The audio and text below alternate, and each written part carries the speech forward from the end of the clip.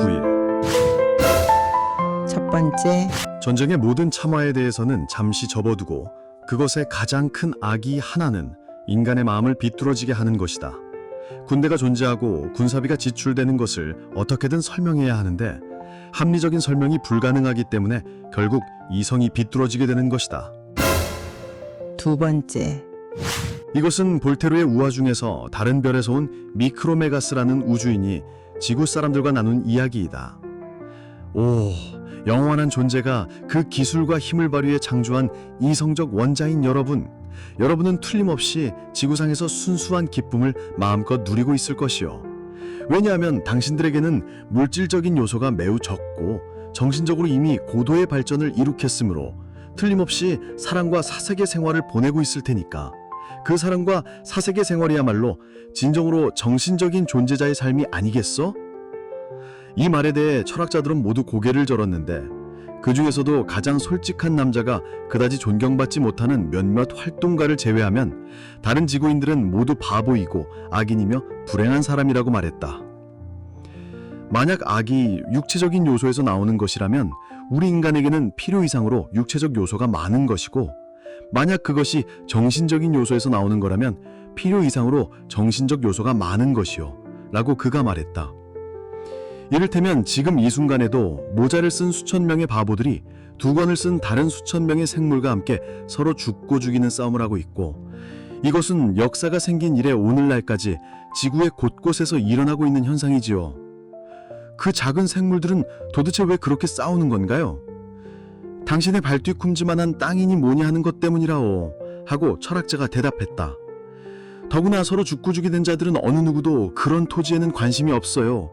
오직 그들에게 문제가 되는 것은 그 토지가 술탄이라는 이름의 남자의 것이 되느냐, 아니면 가이스르라는 이름의 남자의 것이 되느냐 하는 것이오. 그런데 사실은 이 군중이 황제냐 하는 사람들도 그 토지를 한 번도 본 적이 있는 사람은 거의 아무도 없다오. 정말 한심한 자들이군 하고 시리우스 성의 주민이 소리쳤다. 그런 어리석고 미친 짓이 어디 있단 말요? 정말이지 당장 달려가서 그 살인자들의 개미집을 밟아버리고 싶구려. 그렇게 할 필요까지는 없어요 하고 사람들이 그에게 대답했다. 실은 벌할 상대는 그들이 아니고 궁궐에 돌아앉아 그들에게 살인을 명령하고 뻔뻔스럽게 그것에 대해 신에게 감사하라고 명령하는 그 야만인들이죠. 볼테르. 세 번째, 어떤 사람이 강 건너편에 살고 있고 그의 황제가 내 황제와 싸우고 있다는 이유로 그와 나 사이에 무슨 나쁜 감정이 있는 것도 아닌데 그에게 나를 죽일 권리가 있다고 하는 것보다 더 불합리한 얘기가 또 있을까? 파스칼.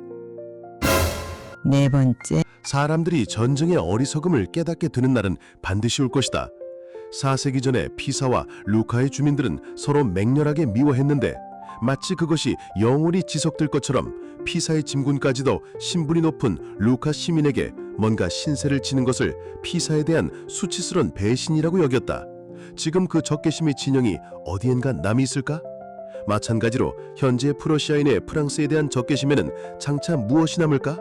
그러한 감정이 장차 우리의 자손에게 마치 아테네인의 에스파르타인에 대한 증오심이나 피사의 주민의 루카 주민에 대한 증오심과 마찬가지로 보일 것은 의심의 여지 없이 명백하다.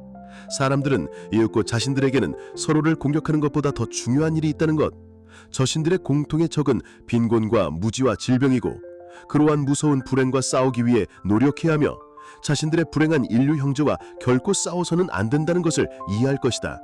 샤를 리세. 다섯 번째, 유럽 여러 나라의 정부는 1300억의 빚을 안고 있다. 그 가운데 약 1100억은 지난 1세기 동안 진 것이다.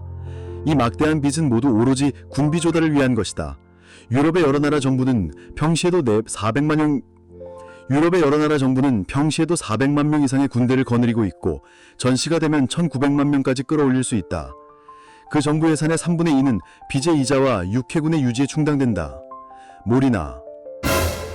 여섯 번째, 만약 트랭객이 어떤 외딴 아이에서 자신들의 집을 탄환이 장전된 대포로 지키고 주위를 밤낮으로 파수꾼들이 오가면서 경비하고 있으면 그 섬에 살고 있는 사람들은 모두 도둑일 거라고 생각하지 않을 수 없을 것이다. 유럽의 여러 나라도 그와 마찬가지가 아닐까. 종교가 사람들에게 미치는 영향이 이렇게도 미미하니, 또한 우리가 종교에서 이렇게 멀리 떨어져 있다니. 리텐베르크. 7번째, 전쟁이나 군인 계급이라는 존재를 인정하지도 부인하지도 말라. 분명한 나쁜 일에 대해서 이러니 저러니 논하는 것은 우리의 지성과 감정을 왜곡시킨다. 끝까지 시청해주셔서 감사합니다.